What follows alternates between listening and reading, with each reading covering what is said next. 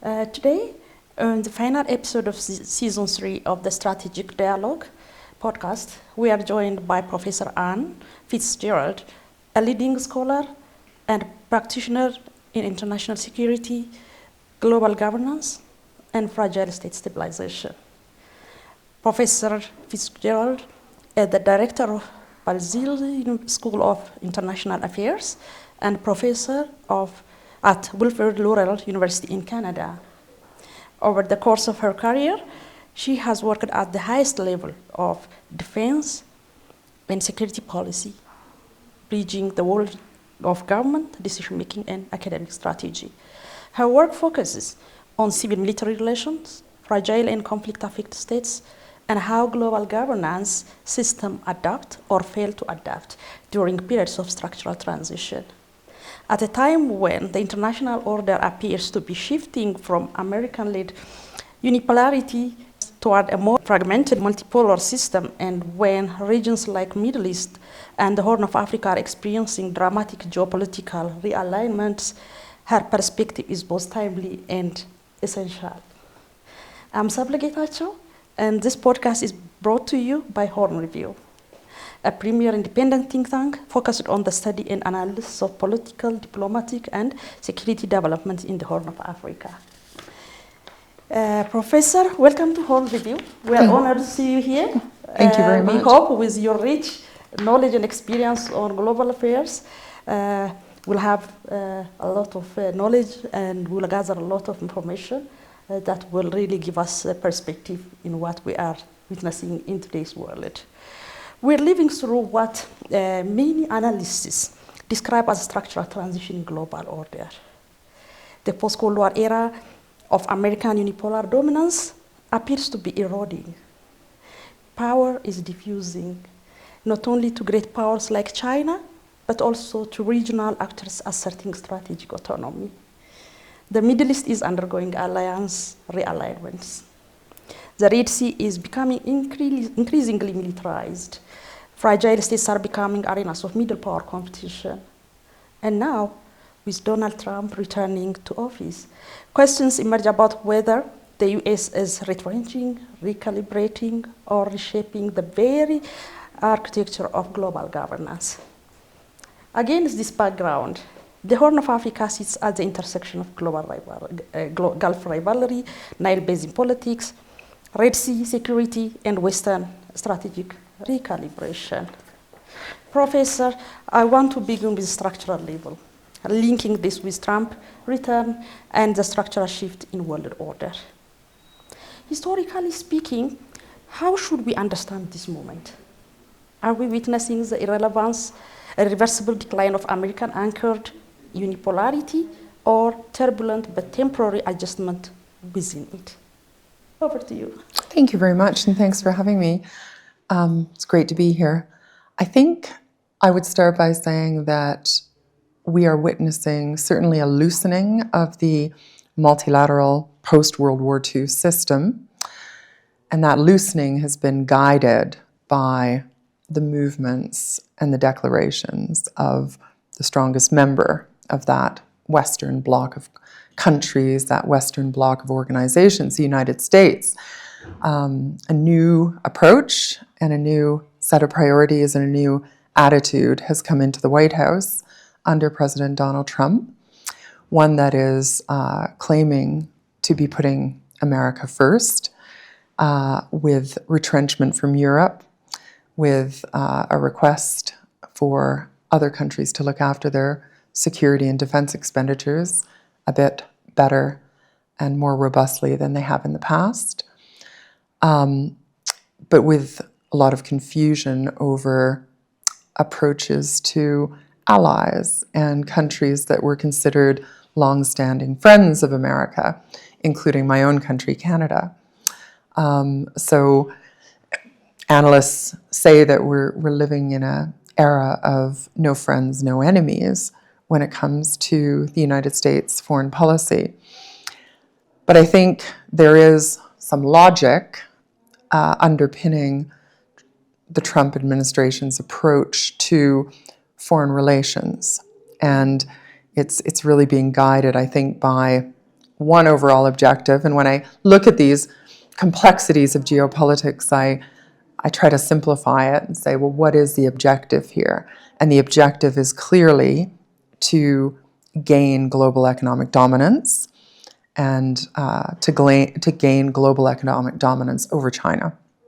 And what has to be in place for that? Well, access to critical supply chains, to have critical capability in the United States, and I think in the Trump administration's view, to have a reorientation of those supply chains to create ease of access and to gain self-sufficiency on things like magnets, rare earth minerals.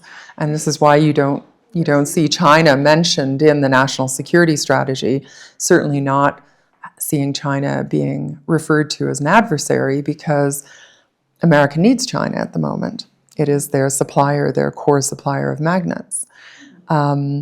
So it's interesting how these contours are playing out, but there's a lot of other strategic shifts that make less sense to people, I think, at the moment.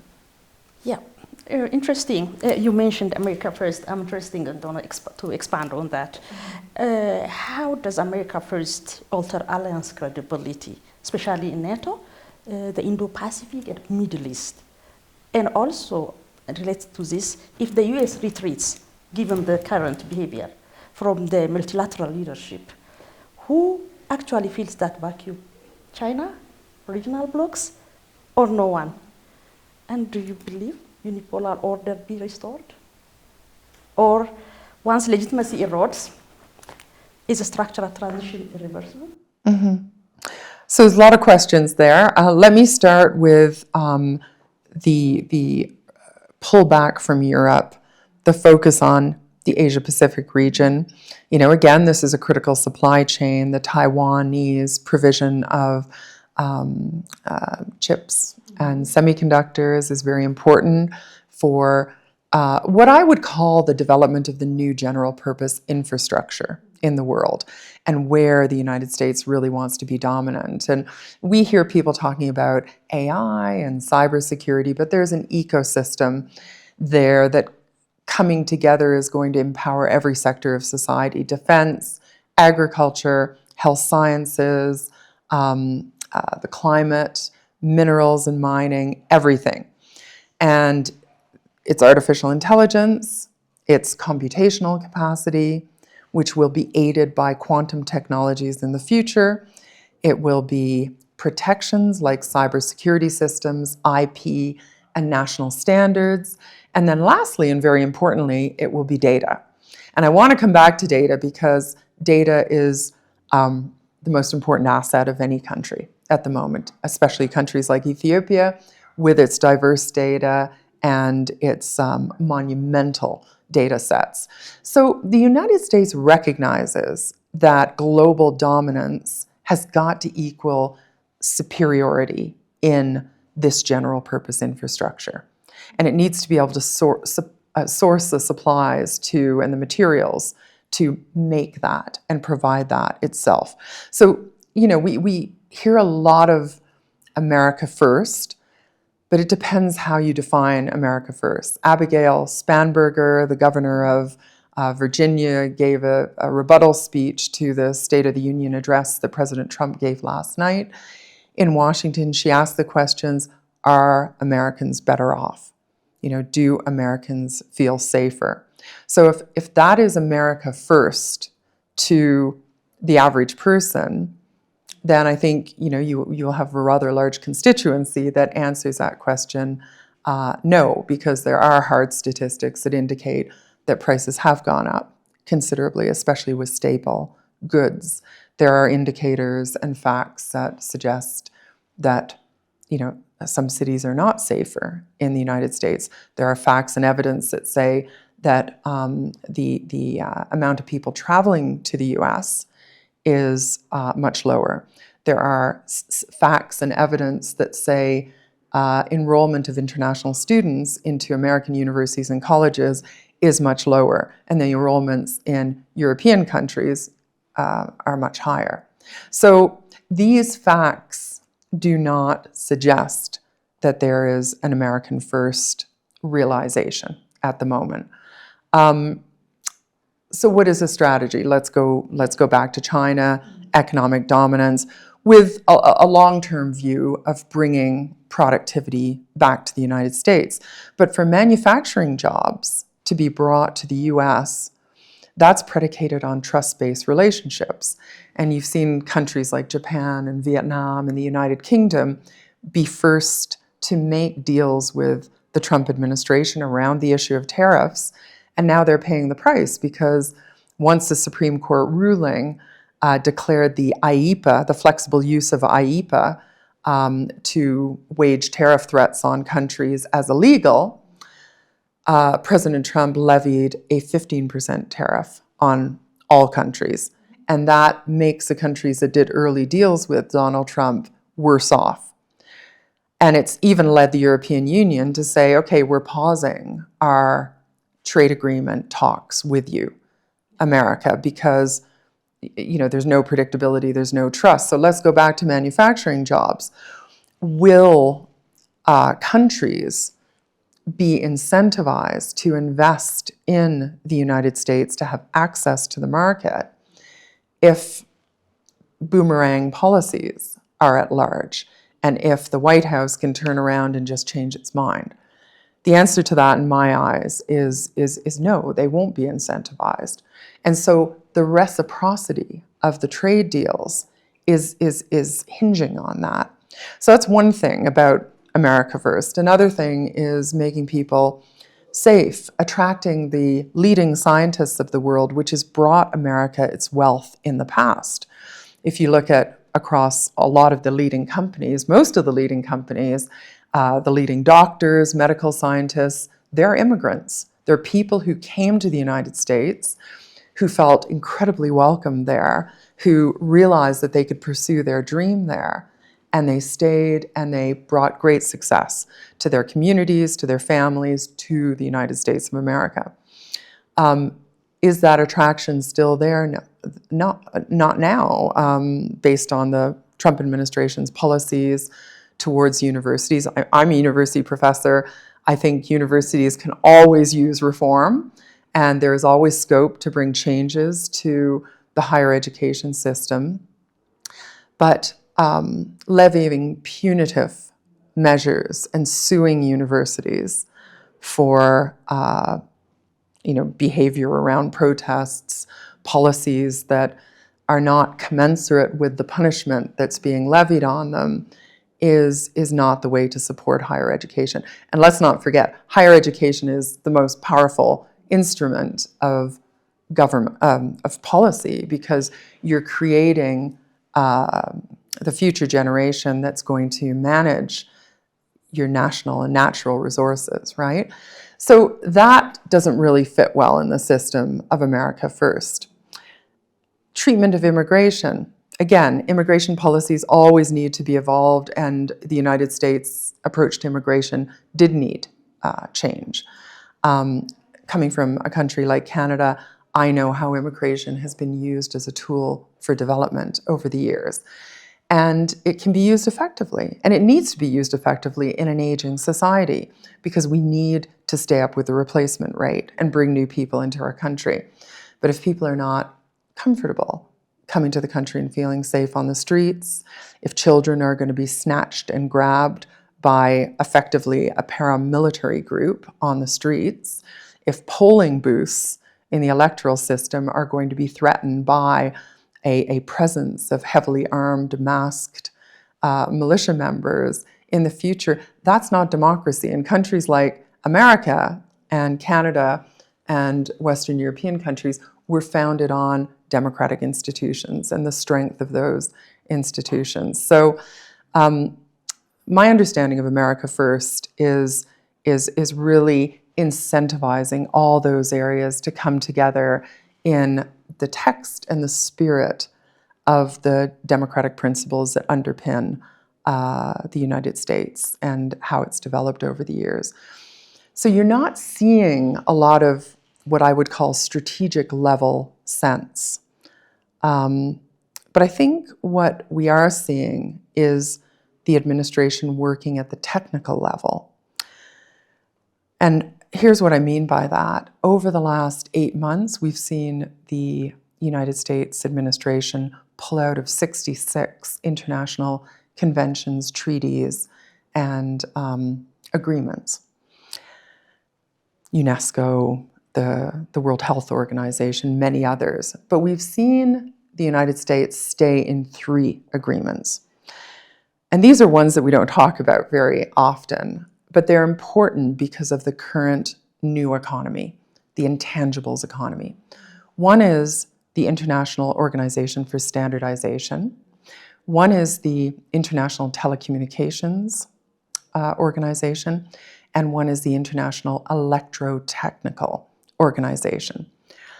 Why does the United States want to remain locked in the leadership of these organizations? Because it can shape standards that are aligned to its industrial strategy, standards that it can impose on others, that it does deals with, to align the resources that it partners on, that it extracts from others to help its industrial strategy, but at a cost of the economies that we're working with.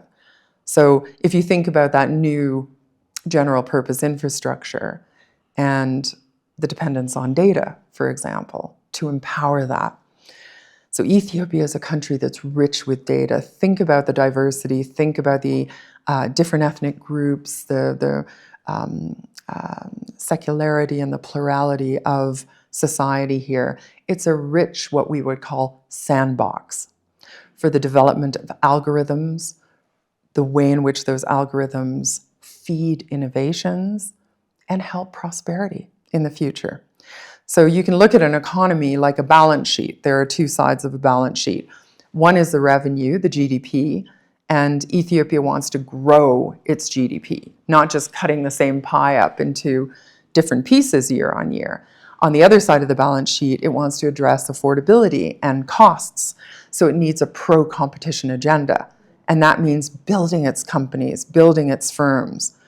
But then what's a national firm these days, right? With that new general purpose technology, you have to unpeel the onion, figure out how national a company is. Do they source foreign software? Do they source foreign intellectual property, foreign platforms?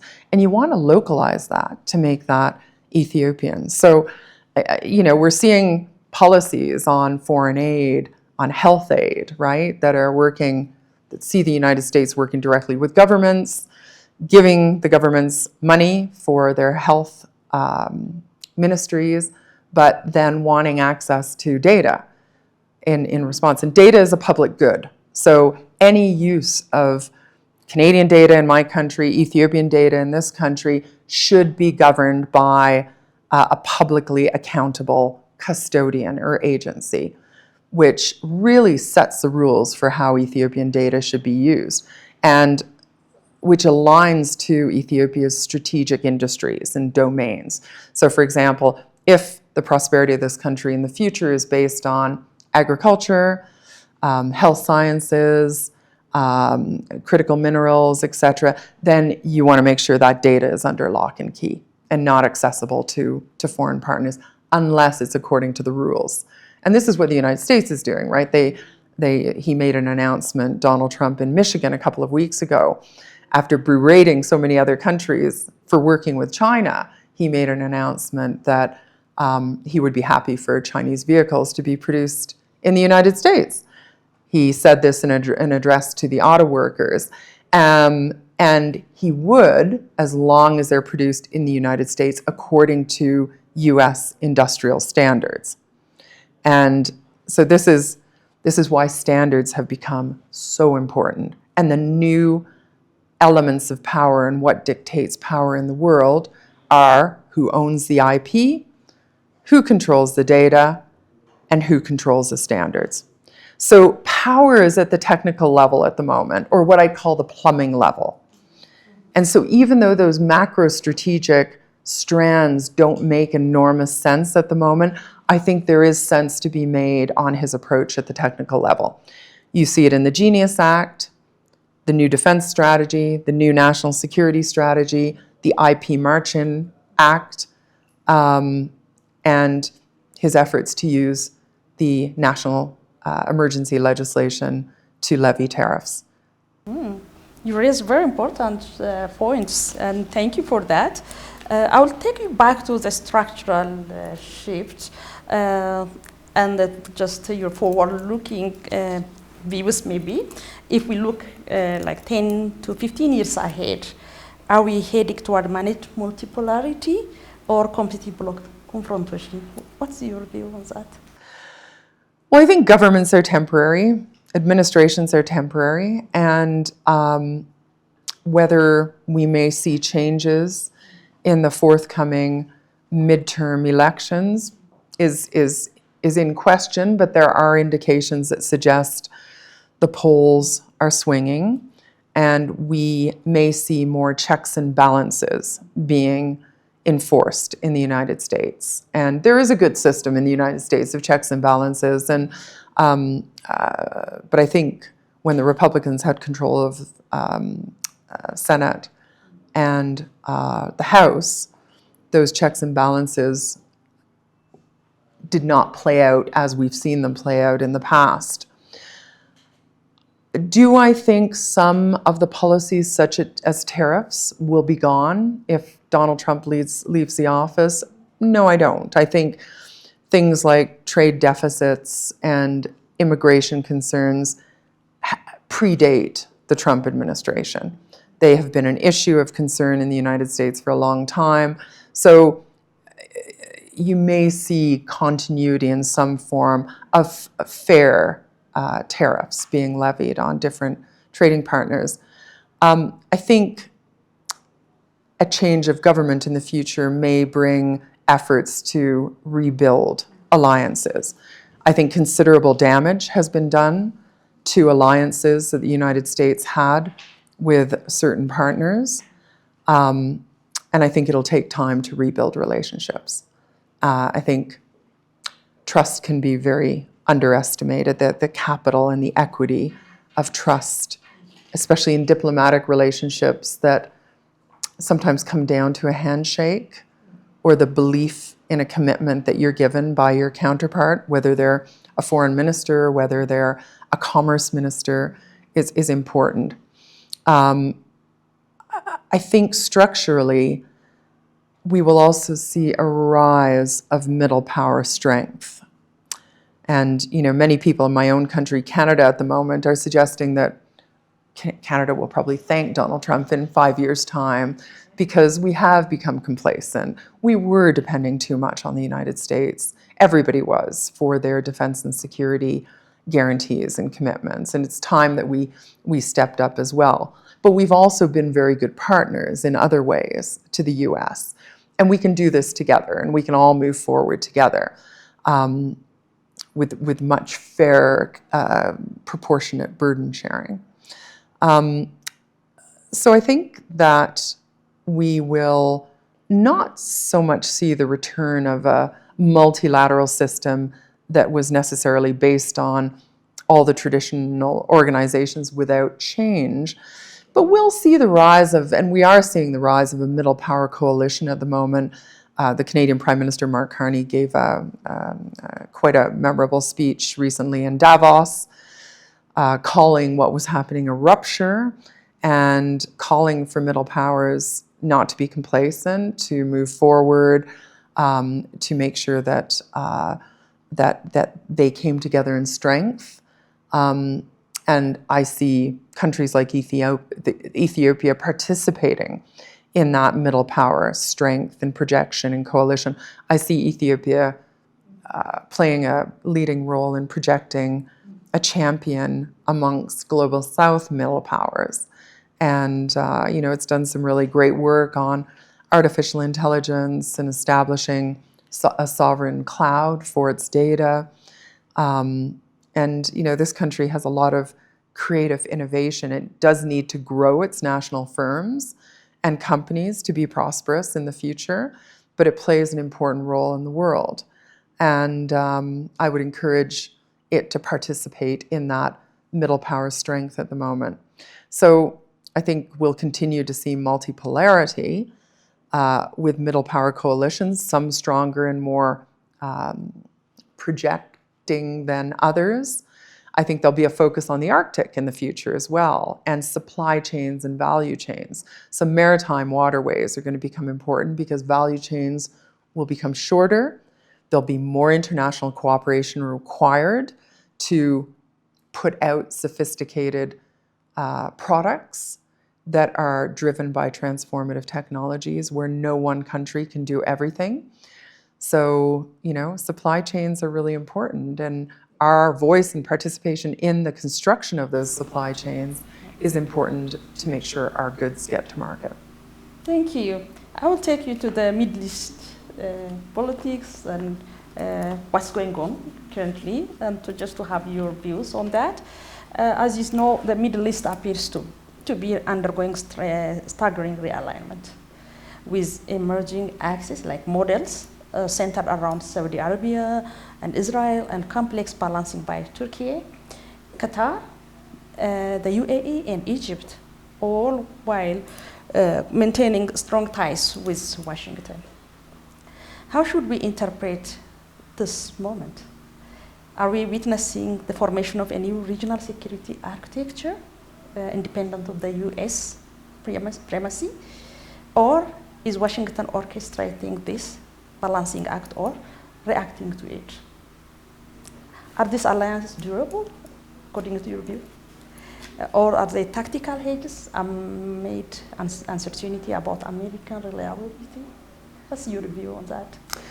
I think the Arab states have projected quiet strength over the past year since the Trump inauguration last January.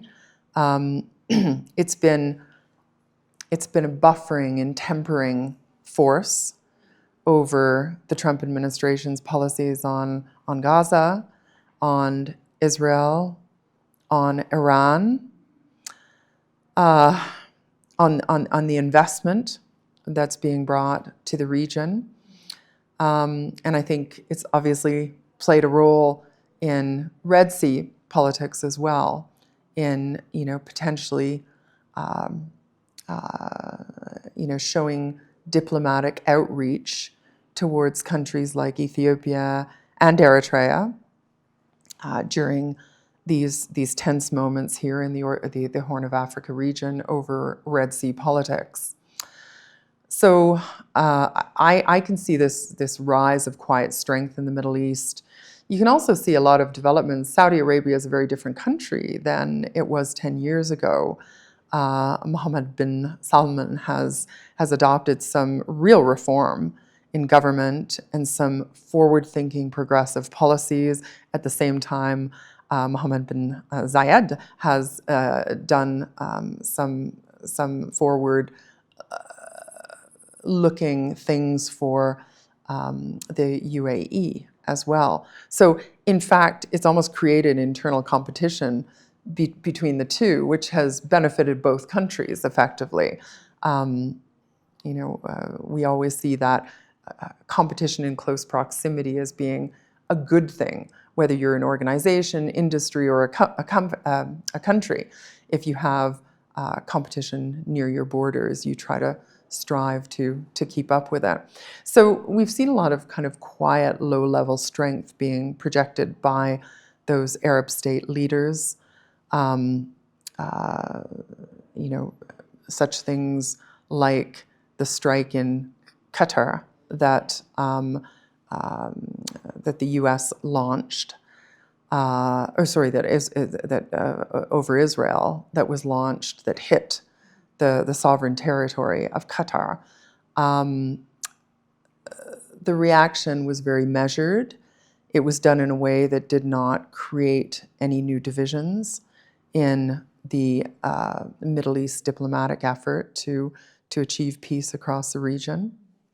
And so I hope that strength continues as a force for good, as a force that may help resurrect, infrastructural-led peace in the region too, by bringing the IMEC corridor, the India-Middle East Economic Corridor, to fruition, I think that can have an enormously positive impact on Gaza and bringing infrastructure, bringing jobs, at the same time developing areas of Israel.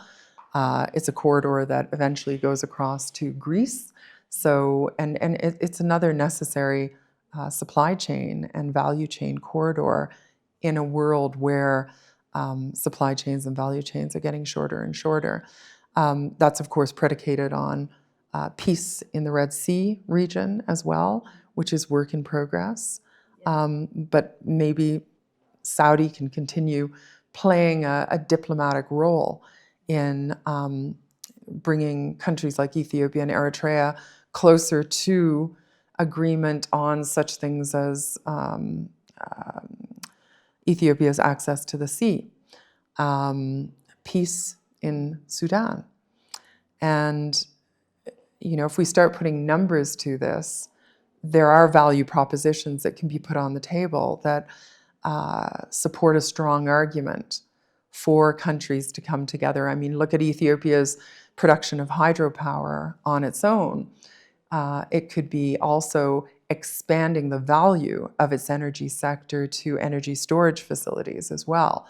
And that could bring a value proposition to other close neighbors that may have their critical infrastructure threatened at times because of climate change, because of finite water supply, because of other things impacting their critical infrastructure. So there are value propositions to be had here. Data farms in the future, quantum technologies, AI technologies, they need an abundance of cheap energy, which Ethiopia could provide. They need access to water. They need energy to produce cold temperatures, to store quantum computing technologies. So collectively, these countries can bring good things together for the future.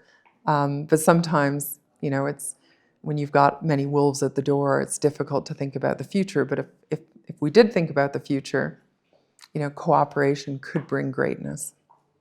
Yeah.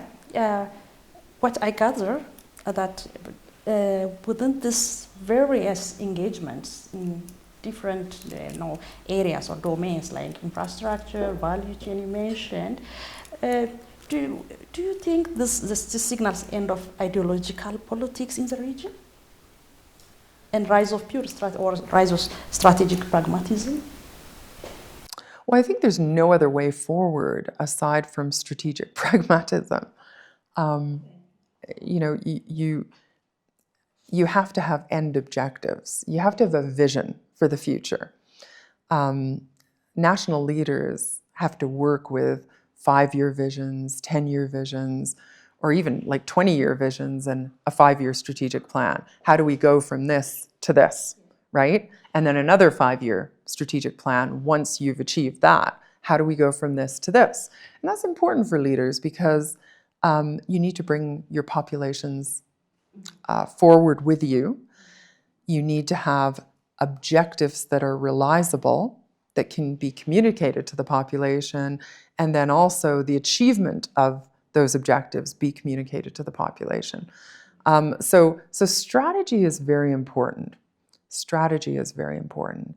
And to achieve that strategy, you need advisory capacity that can support the good approaches and sensible approaches, and making choices on certain things that represent your strategic domains and those objectives, and saying no to other things that don't represent the priorities.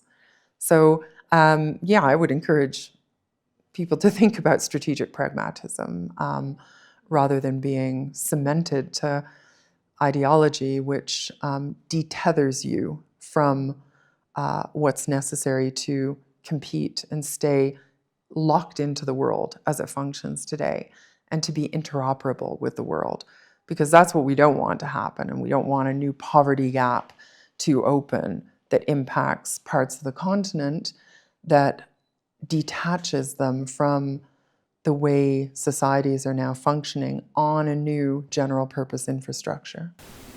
Good. So, talking of strategy, well, do you think this normalization between Israel and Arab states, in your views, does it reshape the trans dynamics vis-a-vis Iran? How do you see that? Well, I think there needs to be a solution on Palestine and Gaza. Like it's moving. Things are moving very slowly at the moment, and it almost seems that there's an incentive for conflict to endure, to justify current Israeli political priorities and the priorities of Prime Minister Netanyahu. I think the Arab nations can play a very important role in brokering some sort of solution which gives the Palestinians agency. And the answer is not a Riviera that is led by President Trump, but the answer is certainly in development and economic development, and that will bring a sense of purpose to that part of the world. It will bring roles and responsibilities, but strong governance is needed. And what hasn't worked in the past are the governance mechanisms around the coexistence of Palestine and Israel. But what is absolutely necessary and what also has not worked is the lack of agency that is given to the Palestinians. I think the Arab nations have a vested interest in this, and that they will continue to bring preeminence to those diplomatic talks. The issue of Iran, it's not in the Middle East's interests, the region's interests, to see a war break out there. Donald Trump has put maritime capacity in the region now, which is poised and ready. So we've reached a point where there's a fork in the road. You know, will an attack be launched, or will diplomatic talks err towards some sort of solution? And we hope the latter, and we hope with the support of the Arab nations, it will. Yeah. So overall, from what we see, the U.S. Having a lot of engagements in the Middle East, do you think the U.S. is transitioning from regional hegemon to offshore balancer in the Middle East? The U.S. transitioning from regional... From hegemon to offshore balancer in the Middle East? Well, I think President Trump has made a commitment to bringing peace and bringing a peace ambassador, and that message signals confusion at times when military force is also involved. I mean, he was a president that gave a commitment to his constituency in the Republican Party that he would be a president of peace. And so I think whereas the tactics that the Trump administration and Donald Trump himself uses is something in academia which is about game theory negotiations. So game theory negotiations is all about putting a stake at the high end, your high end of the spectrum, and then hoping that the negotiations and the discussions hover around that high end and don't move too far to a sweet spot in the middle. But so the tactics and the sort of the aggressive rhetoric that Donald Trump uses is really supporting that game theory negotiation approach. We saw it play out with Greenland and the approach taken to the European countries and Denmark and Greenland over his objectives there. We've seen it play out towards Canada. We're seeing it play out on Iran now. I think the question is, where is that sweet spot that can land? I think to the Americans, at the very least, it will call for a halt to any nuclear capability development. I think regime change is also in the Trump administration's interest. and we don't see the Iranian regime making much, if any, of a commitment in the direction of those two objectives. At the same time, we don't see allies of Iran coming to its rescue at the moment. I think for a country like China, it's in China's interest to be able to work with any future government in any future regime in Iran, including the current regime. Russia is busy with its own focus on the war in Ukraine at the moment and its stretched economy. So I think Iran is probably going to have to move the needle in a certain direction. But I think there's encouragement amongst the Arab nations to avoid war at all costs and avoid attacks at all costs. Thank you. Professor, I'm going to take you to the Horn of Africa because Middle East and Horn of Africa, they are almost in the same regional security complex. So when Middle Eastern powers compete or cooperate, the Horn of Africa often becomes a theater of projection. Whether in Yemen, Sudan, or Somaliland, are we entering a new era of proxy geopolitics in the Red Sea corridor? How do Gulf rivalries spill over into fragile states like Sudan or shape the future of Ethiopia's relation with its neighbors, be it Eritrea, Somalia, Djibouti, or Sudan? Mm-hmm. How do Gulf states shape? The Gulf rivalries spill over effect on these countries. Yeah, well, there's a lot of things that spill over across the Red Sea, right? There's supply chains, there's value chains, there's security, right? Because trading nations don't want to trade with expanded maritime ports unless there's security and stability in the waters. There are infrastructural interests. Saudi has a big interest, for example, in Ethiopia's agricultural sector. So, as I said earlier on, the maritime movements and infrastructure are going to be very important in the future. And the Horn of Africa represents a very geostrategic area as a maritime hub. But nations are looking inwards and focusing more on looking inwards than cooperating regionally. And I think we have to go back to economic models that will not just recognize that all sectors will be empowered in the future by data, artificial intelligence, cyber, and compute, but that we will not be able to do everything as one individual country, and progress will require cooperation.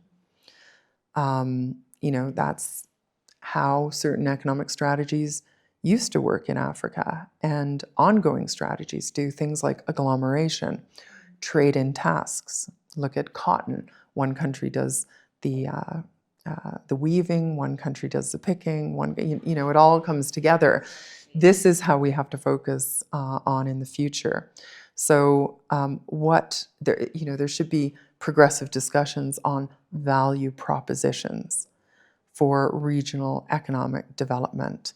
What will remain sovereign as strategic domains of every country, and therefore what industries should be respected as representing the sovereign strength of the nation.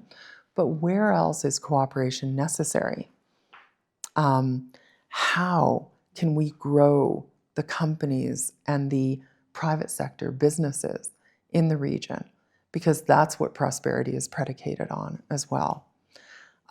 This dependency on foreign multinationals in an era where all innovation is driven by data and artificial intelligence and transformative processes is going to be debilitating for the region. So the region really needs to come together to take back the night and to lock down where its strategic domains are going to be and put the enabling mechanisms into place, but also put the value propositions. And what I mean by that is that all the countries in this region have levers possibly levers that they underestimate or don't realize the value of. We see high market caps on AI companies and component companies like NVIDIA at the moment. And these market caps are bigger than the GDPs of several European countries combined. Why is that? Because the market caps are based on the net present value of the company's worth. And I think that's what countries like Ethiopia have got to start thinking about. What is the net present value of our rich data that could drive health sector innovations in the future, gene therapy innovations, clinical trials, biotechnology? Not everything, but in areas where it can bring value. What is the value of that data today based on the capability it has? So, my own country, Canada, developed the technology that empowered all 4 of the main COVID-19 vaccines. It was developed in a little lab in British Columbia where a professor was working with some research assistants. And we allowed that technology to just be lost from Canada. A big company in Texas came, bought it for a pittance because we didn't properly value it. And we lost billions a year as a result. And that technology is going to be used for other vaccines that are forward-thinking and progressive in the future.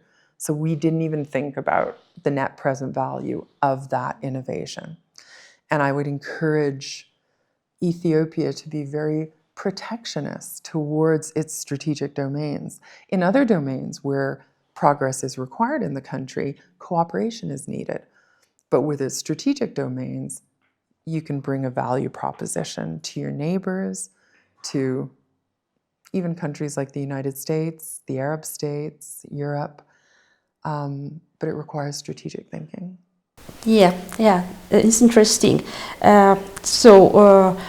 What I say that all this Middle Eastern powers competition, we have not touched that. We talk about cooperation. You gave me all information about the geoeconomics, the geoeconomic cooperation. But what about the geopolitics in this area? What are the risks that emerge when fragile states become arenas of middle power competition, other than economic competition? Because we talk about all these value propositions, the AI data protection, all that comes with this economic strategy. But what about the geopolitics in this region? And what are the risks in your view? It's important for collective security as well. Defense is not just about land, sea, and air now. It's about 2 other domains, cyber and space. And no one country can service all those domains with the capability that it needs. This is why NATO countries really have to reimagine defense at the moment. And, the coalition of Arab states with the Horn of Africa states, there needs to be a bit of a reimagining of defense and collective security provisions.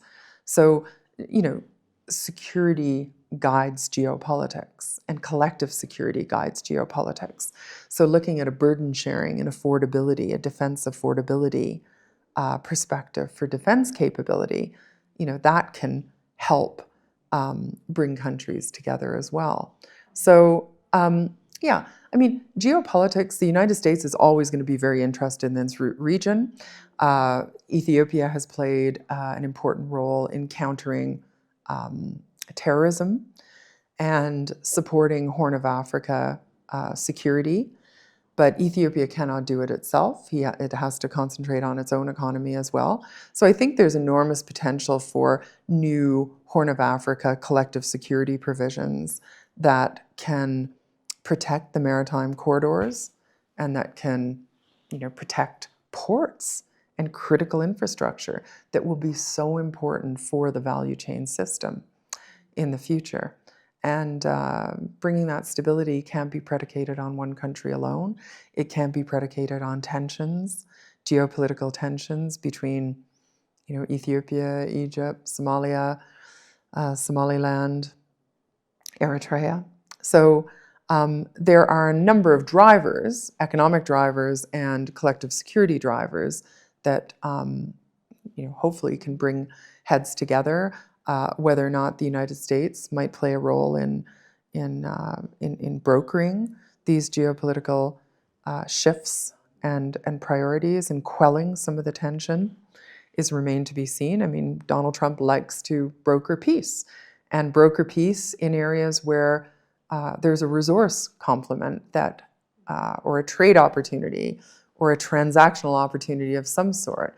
And there's lots of resources in this region that may be very attractive to the Trump administration. So it may not rest on the intervention of a country like Saudi Arabia in helping bring about peace between Horn of Africa states in the future. It may be that the Americans participate that as well. It's in America's interest to have this region stable for Red Sea access and for the economic corridor. I mean, if that economic corridor continues to be disrupted, then you have few other choices, right? You have ships going around the cone of southern Africa, which is a very expensive journey and inefficient journey.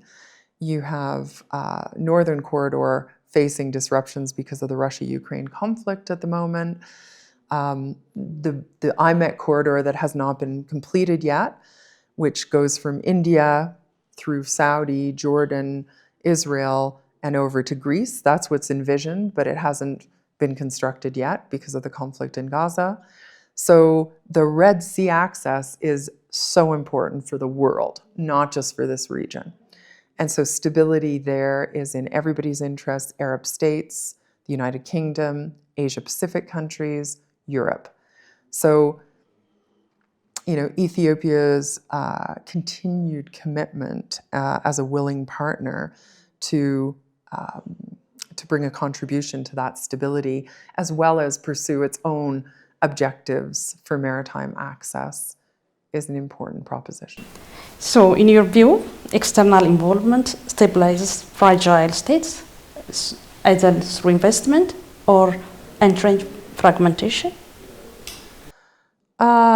I think it depends what you mean by external involvement.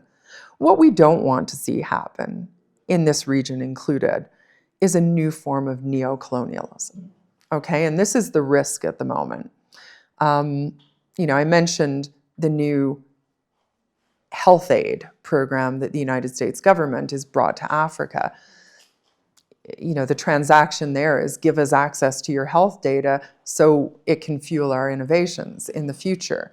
And that's not going to result in $1 of Ethiopian investment equaling $100 in return. It's going to result in no wealth capture here in Ethiopia, $1 of investment equaling $1 in return, which is not growing your GDP. So we don't want that new neocolonialism form in a digital era to take root. If all efforts have been exhausted to bring about peace and to quell tensions amongst some Horn of Africa countries, then external involvement may be welcome. It was external involvement that brought about the Pretoria Peace Agreement. I think provisions in that peace agreement need to be followed up with. And if they're not being met, then why? And if the authorities here in the region can't monitor progress, then maybe we need to see external actors play a role there on issues related to Nile waters. It should be the case that countries can come together and create some agreement that everyone can prosper based on those water flows, critically important water flows in the future. We need to keep doing the work on establishing value propositions that will bring about collective security propositions, collective economic opportunities. It would be a shame if an external party was needed just to make that obvious. I think there's a lot of bright people in Eritrea, Ethiopia, Somalia, the Arab states, Sudan, and to come together and just strike some agreement over different collective contributions that can bring about stability and over a 5-year period would be a good start. But if no progress is going to be made, then the region will suffer, or an external actor will come in and try to broker it for you. But I think what the region has to remember is no external actor will come and do that for free without expecting something in return. And does the region want to push things to that critical juncture? Okay, I'll take you to Ethiopian-centered discussions. So Ethiopia sits at the center of the Horn, demographically, militarily, and historically. In this emerging multipolar environment, is Ethiopia positioned as a pivot state or a pressure point? What's your view? I mean, I've always thought that Ethiopia is positioned as a pivotal state in the region. You know, its enormous diversity brings it huge advantage, but like any country with huge diversity, it brings challenges for governing, and you know, those ongoing challenges have to be addressed. But Ethiopia has driven change in a region that's been a difficult neighborhood. It's been difficult for the country as well, with the conflict in the northern region between 2000 and 2022, and with the growing tensions there, with the tensions between Ethiopia and Eritrea at the moment. But diplomacy is really, really important in building good diplomatic capacity to front-end those discussions, to build those trust-based relationships, to continue investing so much in that relationship development. And, you know, there will be times where if you hit a block in the road, the question has to be asked, is it worth continuing efforts in this area or pursuing other options? And so there has to be a lot of work on contingency planning and scenario development and monitoring those scenarios and keeping those scenarios green, because conditions could change at any moment. So you want to be in a good strategic position as a country to pivot in those different directions. I've talked about the importance of collective regional strength. You know, I sometimes think about what the region could do. They could set the world alight if it came together. But I also respect and understand national priorities and national objectives and the desire to preserve and protect and defend national sovereignty. And trust is so important for different actors to believe that there's no threats to national sovereignty.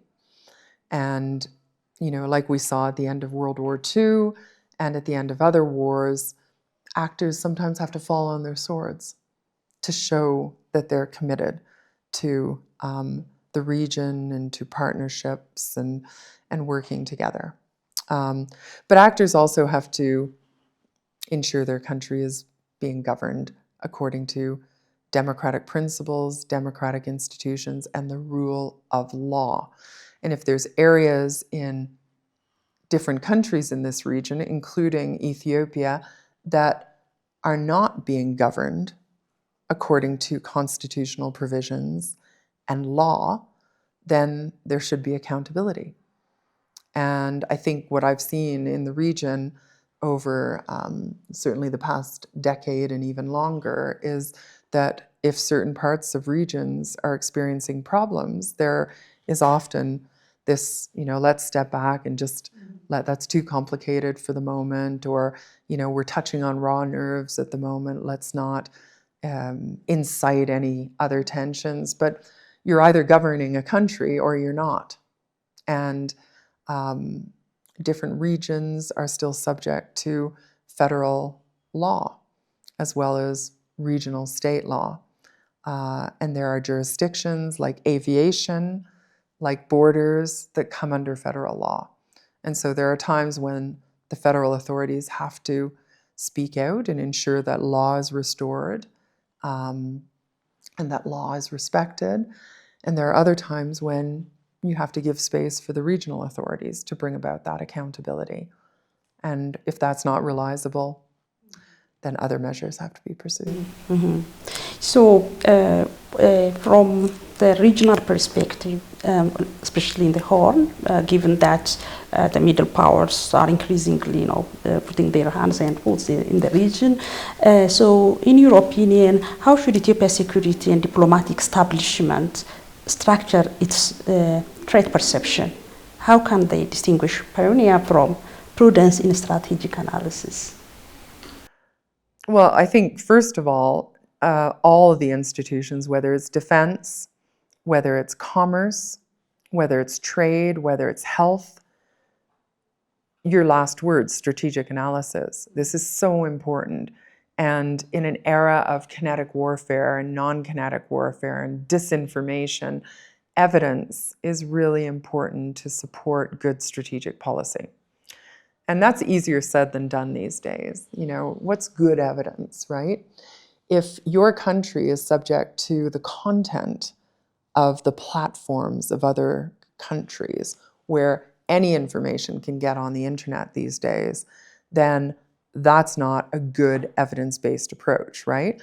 If you can lock down good, authentic data through national sovereign clouds and large language models, and just restore sovereignty. Like, data is part of digital sovereignty. You need data sovereignty to be sovereign. So that's the first important part of strategic policy, a good evidence-based process to making decisions, collecting the evidence, but making that evidence to the greatest extent possible known to the public. That's transparency in policy making. Also involving civil society groups, academicians, media, and you see better civil society-based conversations on policy, and the space allowing that to happen here in Ethiopia over more recent years. Now, your question was about strategic policy, and tell me the second part again. How can they distinguish paranoia from prudence in strategic analysis, for threat perception? How you distinguish prudence from prudence what? From paranoia. Paranoid. Paranoia. Yeah. Paranoia, okay. I mean, paranoid strategic policy making isn't strategic at all. And so, it's what we're saying about our government officials in Canada at the moment. No matter what noise is happening around you, keep heads down, cool heads, and just carry on with what is working. And I think the same is true for a country like Ethiopia. Yes, you have to care about the noise around you, but you also have to keep cool heads and continue things that are going well, bolster your strengths, but take the pulse properly. So listen to the people, listen to what they're concerned about, have mechanisms in place to facilitate that listening, whether some is through the National Dialogue Commission, whether some is through municipalities and levels of administration at the Kabale level, at the Woreda level, as well as the regional state level. Part of that evidence-based gathering and evidence-based policy making is properly having your finger on the pulse of the people.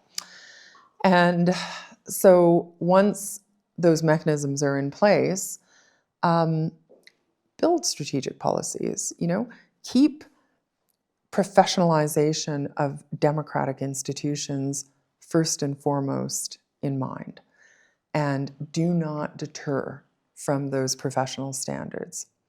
Do not deter from those levels of accountability that are in keeping with the spirit of democracies and a democratic constitutional text. And communicate.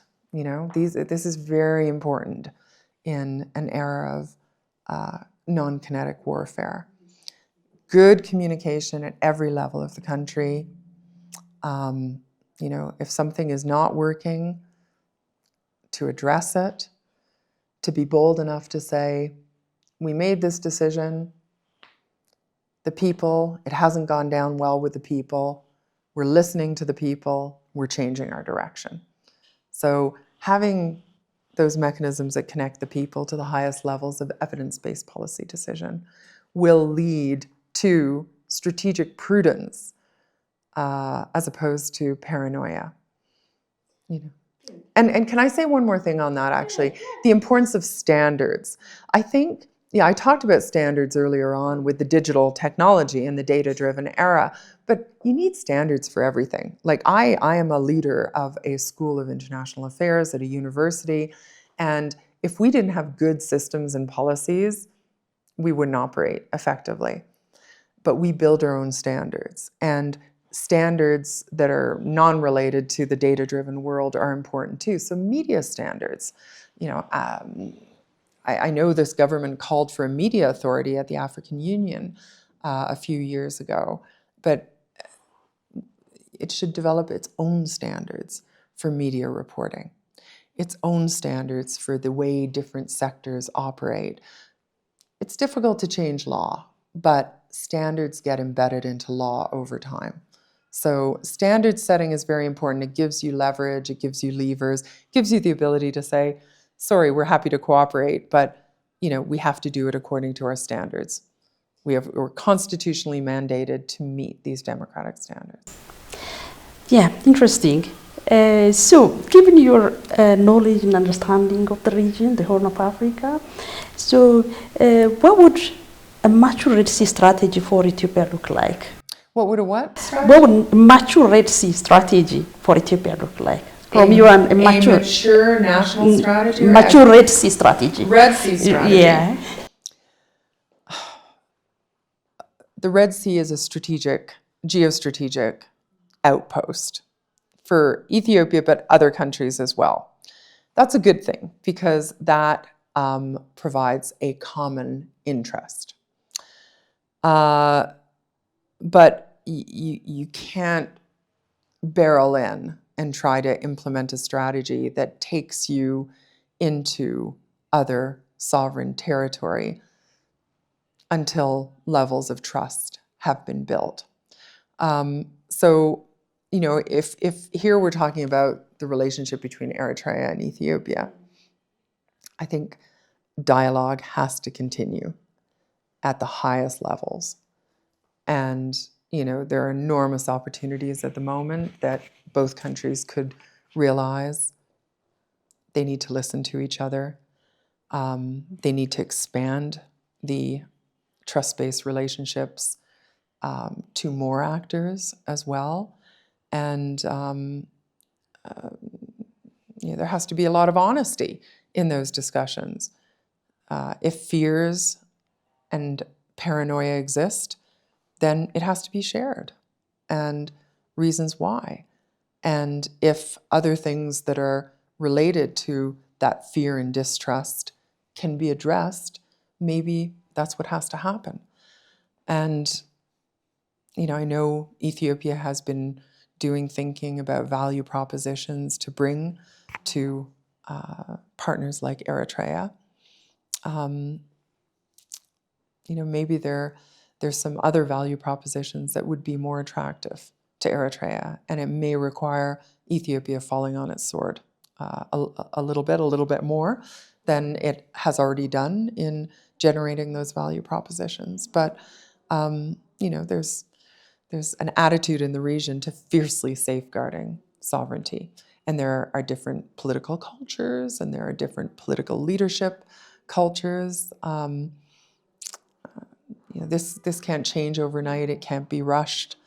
So there has to be good strategic planning on parts of the engine that can stay going and arguably be moved faster and more productively while these other slower processes are in gear.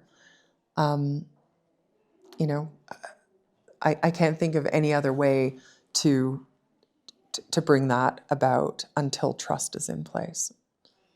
Thank you. I have one more last question. In your opinion, is Addis Ababa drifting toward non-alignment, strategic autonomy, or quiet realignment? And what would smart grand strategy overall look like for Ethiopia in this environment?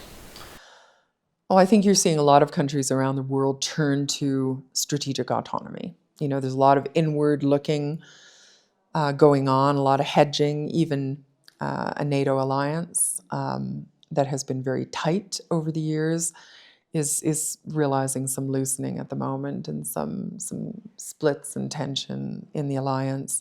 And it's, you know, the rise of right-wing political parties in different European countries and countries around the world has caused attention to focus on domestic priorities as well. So Ethiopia is not immune to that. It's had to be inward focused to drive its economy and productivity and prosperity. Having said that, and as I underscored, it can't do everything itself.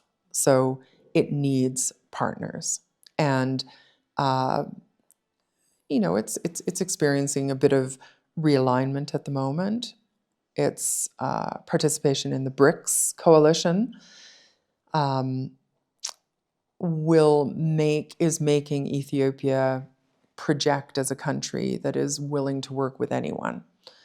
The West, BRICS, but sometimes that can also bring about tensions, right? And have different pressures exerted on to Ethiopia as a country to move away from some and closer to others. And I think Ethiopia is one of those rare nations that does a lot of work with China, does a lot of work with America and European countries, the Middle East, and the BRICS countries. So, you know, it comes back to strategic thinking, because you can't keep floating amongst all of these countries for the sake of friendships only, without hardening down on clear strategic objectives, where you want to sit on the value chains. What is constituting a strategic domain? You know, the industrial parks, where are those industrial parks going in the future? How are we going to add value to existing processes? Because what you don't want to do is just let raw materials slip out of the country and be offered to others without making maximum efforts to build value onto those products here at home. Whether it's textiles, whether it's agriculture, whether it's hydropower, the value-added activities will bring prosperity. You got to keep higher education strong as well. And so the partnerships with other countries for soft power support for things like higher education, technology transfer, knowledge transfer and mobilization is also important. You know, just like what the United States, what Donald Trump was saying about electric vehicles. He's happy for those to be produced in the US because it gives the US the knowledge of how to produce them. And then, like China did, after years of using and learning from Western higher education institutions and technology, they let us go because they could do it themselves. So Ethiopia has to think about what it can do, what it wants to do, what it needs to do that, think of the partnerships that can enable that, whether it's in soft power support or material support, what it needs to protect those key strategic domains, and the partners it will work with for different purposes to support its industrial strategy, its defense and security sector robustness, and its contribution to the region. Professor, thank you very much for this great conversation. You gave us like a lot of insights from global, regional to country level strategies, and it's useful, and our audiences will enjoy all these insightful discussions. And thank you very much for being here, and we truly appreciate your time and insights. We hope we will see you again. Thank you very much.